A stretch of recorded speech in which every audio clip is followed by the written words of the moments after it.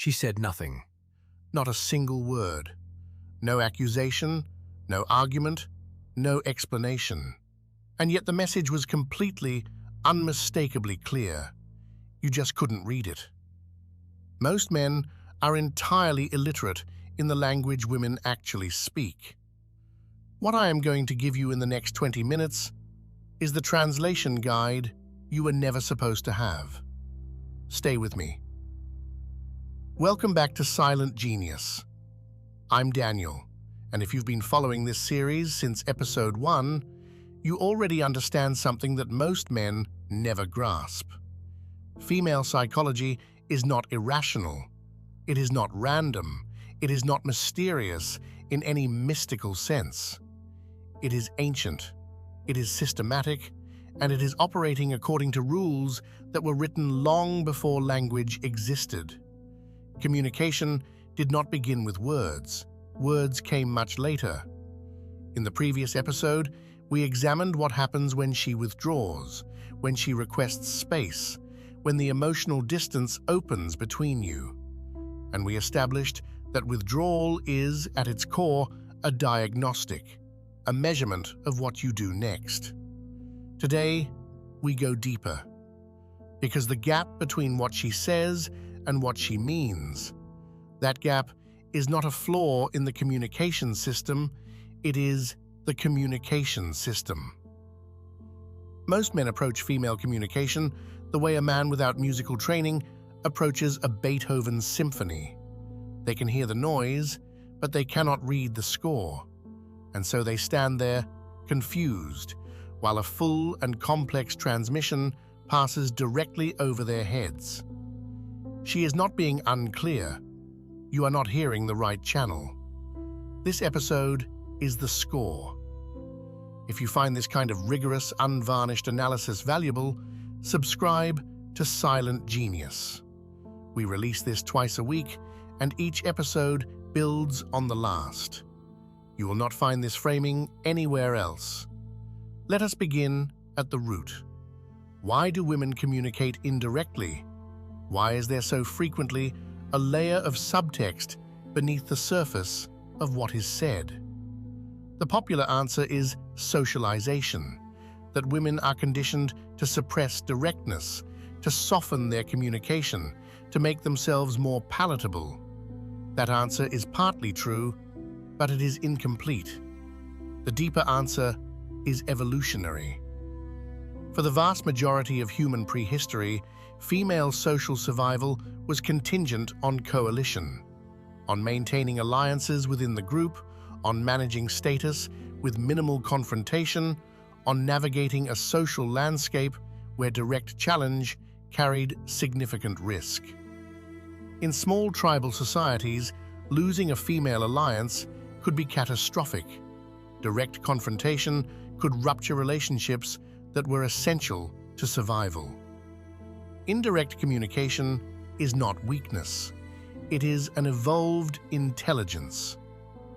Anthropologist Robin Dunbar, whose research on social group dynamics produced the famous Dunbar's number, has documented the degree to which human female sociality is built around information exchange, emotional coalition, and the management of group dynamics through indirect means.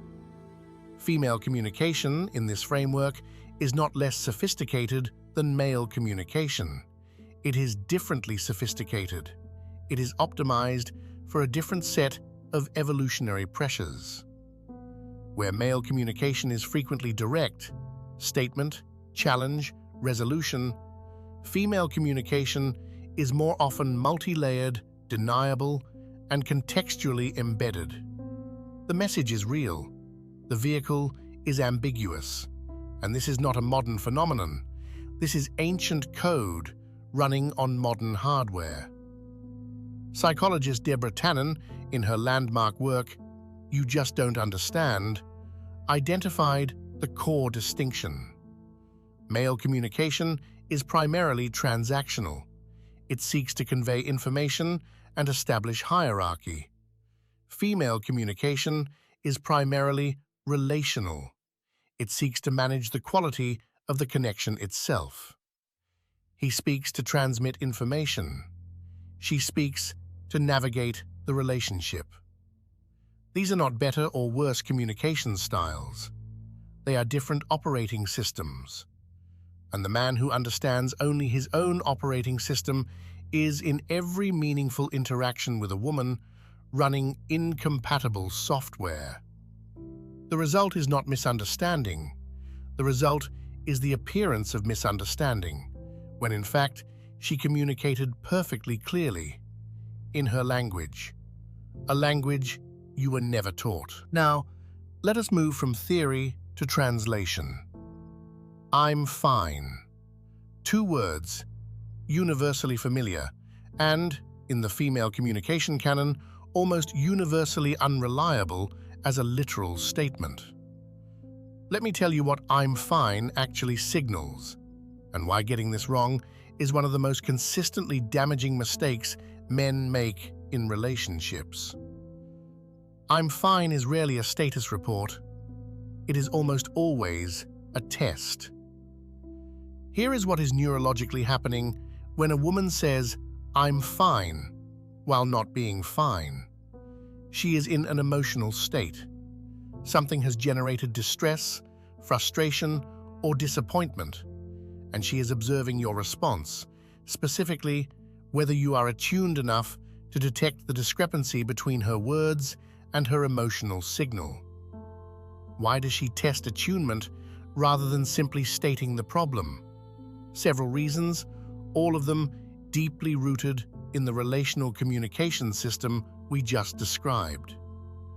First, direct statement of the problem requires her to be emotionally vulnerable in a moment when she is not certain you are a safe container for that vulnerability. If she says, I'm upset about what you said last night, and your response is defensive, dismissive, or minimizing, she has exposed herself and received nothing in return. The indirect communication style is, at root, a self-protective mechanism. Second, your ability to detect her emotional state without being told is itself evidence of attunement, of emotional intelligence, which is one of the primary indicators she is using to evaluate long-term compatibility. The man who asks, "Are you sure?" with genuine presence and waits, who doesn't accept the surface answer, passes the test. The man who says, "Okay, great," and moves on, has just answered a very important question about his level of emotional engagement. She is not hiding her feelings from you. She is measuring your ability to find them. It's whatever, a close cousin of "I'm fine," and equally misread. It's whatever does not mean indifference. It means the opposite. It means, I care enough that I am unwilling to fight for it right now because fighting feels pointless, and the fact that it feels pointless is itself telling me something important about this dynamic. It is a signal of withdrawal beneath the surface, not from the conversation, but from the emotional investment in the relationship. When you hear, "It's whatever," you are not being given a green light, you are being given a warning. And the warning is this: she is beginning to disinvest. "It's whatever" is not permission to move on. It is a red flag dressed as indifference. Now we address the most powerful and least understood form of female non-verbal communication: silence. Not the silence of contentment, not the easy quiet of a couple who doesn't need to fill every moment with noise. The sudden silence, the withdrawal of warmth, the point at which she was engaged, animated, responsive, present, and then, without obvious cause, was not. Most men experience this and respond in one of two ways. They either panic and begin performing, becoming louder, funnier, more solicitous, trying to recapture the warmth, or they become resentful and withdraw in kind. Both responses are wrong, both are readable, and both confirm something she was already beginning to suspect. Her sudden silence is not a mood, it is a message. Let me tell you what the message usually is. Sudden silence is most commonly triggered by one of three things. The first trigger is felt dismissal. Something you said or failed to say registered as minimizing to her emotional reality. You may not have intended this, you may not even be aware it occurred, but in her relational processing system, which is tracking the quality of the connection as a primary data stream, a dismissal, however small, creates a rupture. The silence is the rupture made visible. The second trigger is a perceived status shift. She has noticed something about how you treated someone else, about an inconsistency between who you present yourself to be and what you just demonstrated, and she is processing it. The silence is the pause of reassessment. She is quietly revising her model of you. The third trigger, and this is the one most men least expect, is attraction. The sudden silence of a woman who has just felt a spike of genuine desire is frequently indistinguishable on the surface from the silence of withdrawal. She has felt something that makes her vulnerable. And vulnerability, for reasons we have established, triggers protection. The silence of attraction and the silence of withdrawal look identical from the outside. How do you distinguish between them? Context, timing, the trajectory of the interaction in the moments that preceded the silence. If the silence followed something warm, something genuine, something that deepened the connection, you are likely looking at attraction protected by caution. Hold your ground. Don't panic. Don't perform. Simply remain present. If the silence followed a moment where something was said that could have landed wrong, you are likely looking at a rupture. And the response is not performance. It is acknowledgement, without defensiveness, brief, genuine, unhurried. The man who can read the difference between these two silences, who can respond correctly to each, is the man she will later describe to her friends as someone who somehow just gets it. That is not supernatural. That is emotional literacy. Let me give you a concrete scenario, one that will be familiar to nearly every man watching. A man is texting a woman he has been seeing for several months. For the past few weeks, her messages have been shorter. The response time has lengthened. The warmth, the specific quality of playful engagement that characterized the early months, has quietly receded. She still responds, she still makes plans, but something has shifted in the texture of the communication. He has noticed it. He hasn't said anything. Now here is the question. What is the text pattern actually communicating? She is still sending messages, but she's also sending a signal. In relational psychology, this pattern is well documented. It is sometimes called the slow withdrawal, and it is rarely conscious on her part. She has not drafted a strategy, she is simply, reflexively, automatically, recalibrating her investment in proportion to how she is feeling. Short messages and longer response times are not, in themselves, a conclusive signal. People get busy, life intrudes, but here is the diagnostic. Compare the texture of her engagement with you to the texture of her engagement in other contexts. If her social media is active, if she is visibly engaged with friends, with interests, with the rest of her life, and only her engagement with you has contracted, then you are not looking at busyness. You are looking at emotional withdrawal. And the cause of emotional withdrawal is almost always one of two things.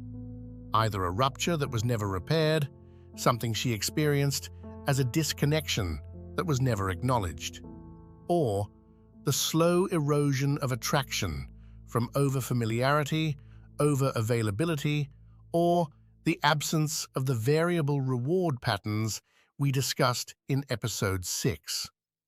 She isn't playing games, her investment is simply declining. and you have not noticed. What does the unskilled man do in this situation? He texts more. He becomes more accommodating. He ramps up the availability precisely when what the dynamic requires is the opposite. He confuses effort with value, offering more of himself in the hope that volume will solve a quality problem. What does the man with genuine emotional intelligence do? He recognizes the pattern. He adjusts, not by becoming less present, but by becoming more intentional. He introduces space, genuine engagement outside the dynamic, and perhaps, most powerfully, a direct acknowledgement, delivered calmly and without accusation. I've noticed things feel a little different between us. I'm not concerned, I'm just paying attention. That sentence, quiet, observant, emotionally present, free of anxiety, does more than a week of texts, because it demonstrates the rarest quality in a man, that he is paying attention without needing the attention to be acknowledged. Now I want to give you 5 specific conversational patterns, recurring structural signals in how women communicate that reveal emotional state far more accurately than the content of what is said. This is practical. This is your field guide. Pattern 1. The qualifying statement. The qualifying statement is a thought that begins with apparent agreement and ends with a quiet but significant contradiction. No, that's fine, it's just that I'm not trying to make this a big deal, but forget it, it doesn't matter. Every one of those constructions is doing the same thing. It is simultaneously expressing a feeling and pulling back from the vulnerability of expressing it. The qualifier, the "I'm not trying to make this a big deal," is not a withdrawal of the concern. It is a test of whether you will pursue it, whether you will hold the space for her to complete what she started. When she qualifies her concern, she is asking you to make it safe to say it. Pattern 2. The third-party mirror. This pattern involves raising an issue through a story about someone else.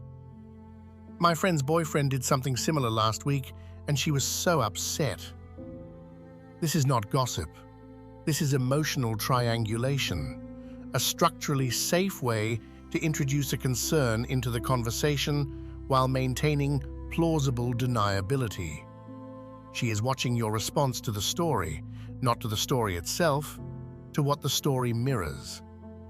If you respond with empathy and comprehension, "That makes sense, I can see why she'd be upset," you have confirmed that you understand the dynamic, and she has heard her own concern validated without the vulnerability of having stated it directly. If you dismiss the story, she's overreacting. You have told her, without knowing it, that the direct conversation is not safe. The door closes. Pattern 3. The repeated theme. If a subject comes up more than twice, in any form, however oblique, it is not a coincidence. It is a priority. When something is important to a woman and she does not feel heard, the topic resurfaces. It changes shape. If this is hitting for you, and I think it is, do me a favor. Smash the like button, and if you haven't already, subscribe to the channel. We go deeper than anyone else, and what's coming next, you don't want to miss.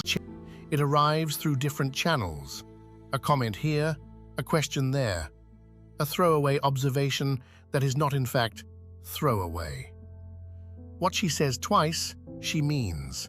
What she says 3 times is an emergency. Pattern 4. The tone shift. In the middle of what appears to be a normal conversation, the quality of her engagement changes. The warmth recedes slightly. The responses become more measured. There is a very subtle, almost imperceptible, change in how she is receiving what you're saying. This is not arbitrary. Something triggered it. A word, a phrase, a framing that landed differently than you intended.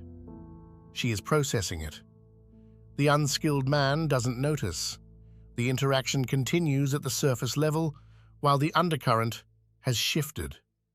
The skilled man catches the tone shift. He does not call it out theatrically. He simply, quietly, redirects, slows, creates a moment of genuine contact that resets the quality of the exchange. Pattern 5. The conspicuous omission. What she doesn't say is frequently as meaningful as what she does. If she asked you, "How was your day?" in every conversation for 6 months and suddenly stops, that is an omission. If she used to share things that happened at work and she has quietly stopped, that is an omission. If the small, vulnerable disclosures have dried up, that is an omission. Omissions indicate that the emotional safety of the connection has contracted. She has concluded, at some level, that the thing she would normally share is not likely to land well. Omissions reveal what the words are no longer saying. That contraction is not irreversible, but it requires active, attuned re-engagement. Not performance, presence. Let us return to the neuroscience, because understanding the mechanism makes the behavior comprehensible, and comprehension in this domain is power. Research by neuroscientist Marco Iacoboni, building on the earlier work of Rizzolati's mirror neuron discovery, has established that human beings process the emotional states of others through a direct neural mirroring system. We do not simply observe emotional expression, we simulate it. Our brains instantiate, on a micro scale, the neurological state of the person in front of us. And here is what is extraordinary about this for our purposes. Women demonstrate, across multiple studies, greater activation in the mirror neuron system when processing emotional expression than men do. Her brain is, on average, a more sensitive emotional receptor than yours. What does this mean practically? It means that she is receiving your emotional state through a channel more precise than words. The quality of your attention, whether you are genuinely present or merely performing presence, is transmitted directly into her neurological experience of the interaction. She doesn't consciously think, "He seems distracted."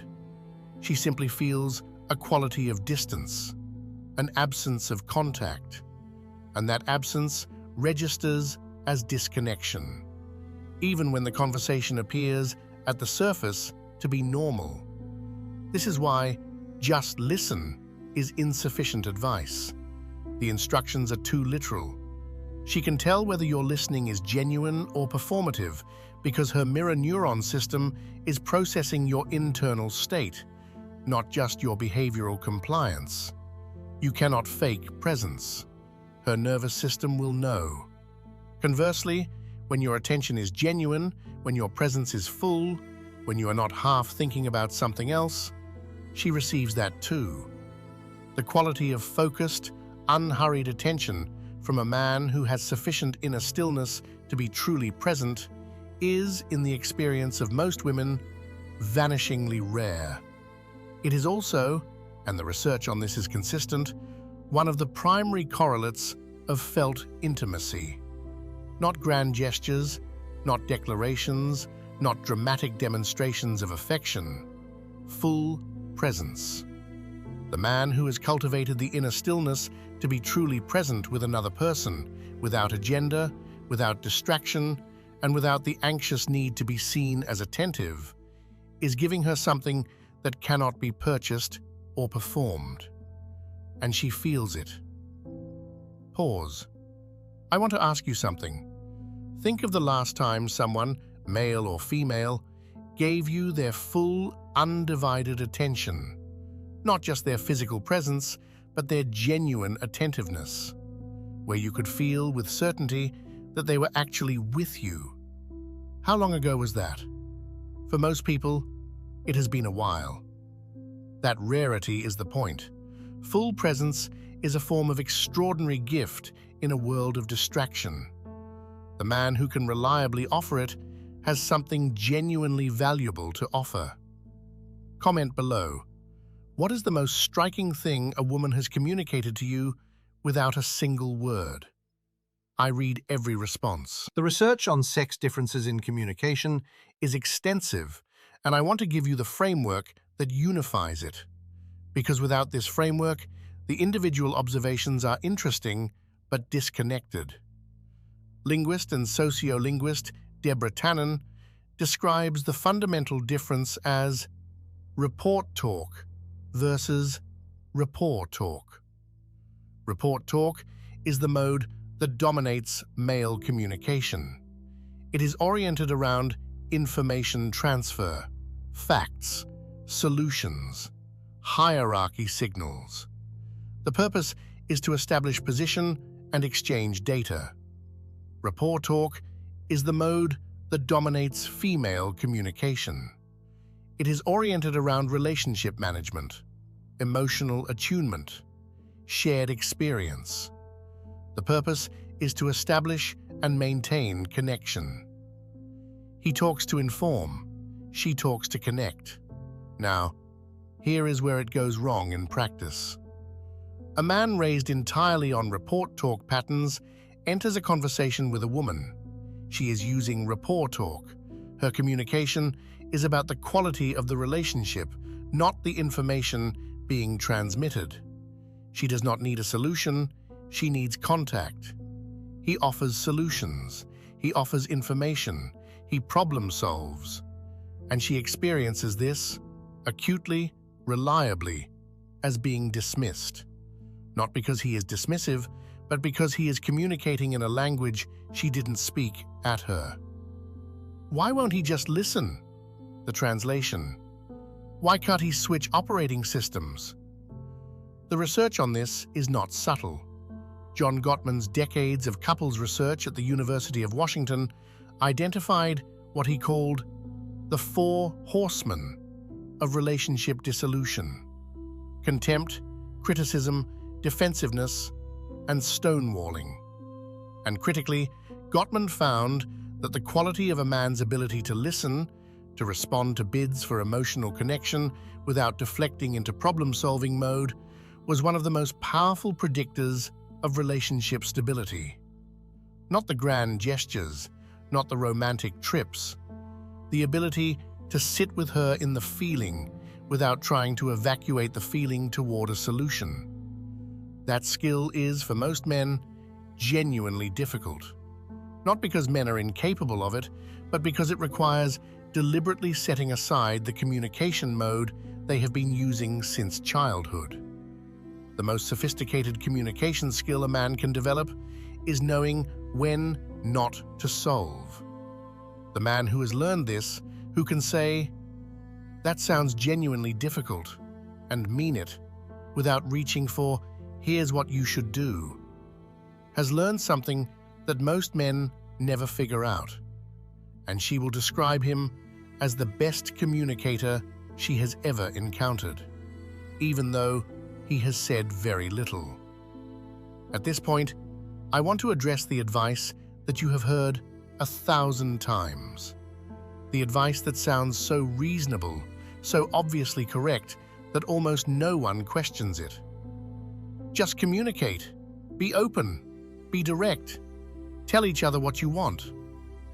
This is excellent advice if both parties are running the same communication operating system. They almost never are. Just communicate assumes you are both speaking the same language. Here is the hidden flaw in the just communicate framework. It assumes that communication is a deliberate act of conscious will, that people choose how they communicate the way they choose what to wear in the morning. The research says otherwise. Communication patterns are deeply habituated, neurologically entrenched, often unconscious, shaped by years of evolutionary pressure, family dynamics, cultural conditioning, and past relationship experience. The way a woman signals discomfort or disappointment or shifting attraction. These are not conscious choices. They are automatic outputs of a system running below awareness. Telling her to just be direct is the equivalent of telling a left-handed person to just use their right hand. The instruction is not unreasonable. The execution requires overriding a deeply embedded default. People don't communicate the way they communicate by choice. They communicate the way they're wired. The man who genuinely understands this does not demand that she translate herself into his preferred communication format. He does the more sophisticated thing. He learns to read hers.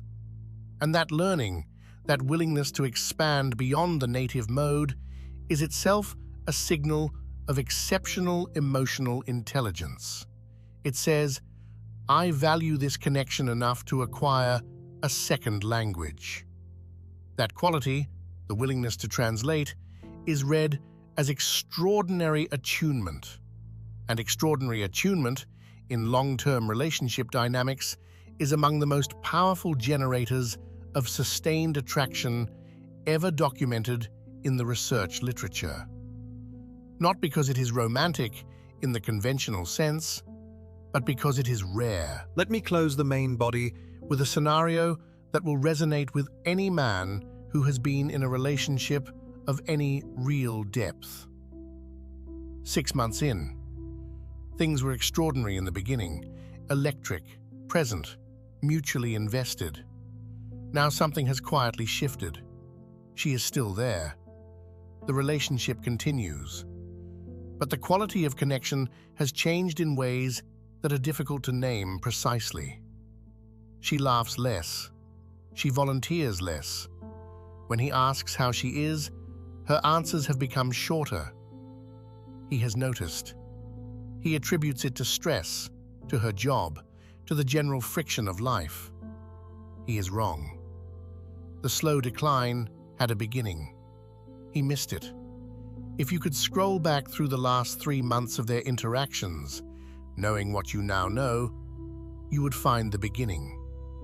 A moment where she said, "It's fine," and he accepted it. A night where she was quieter than usual, and he didn't ask why.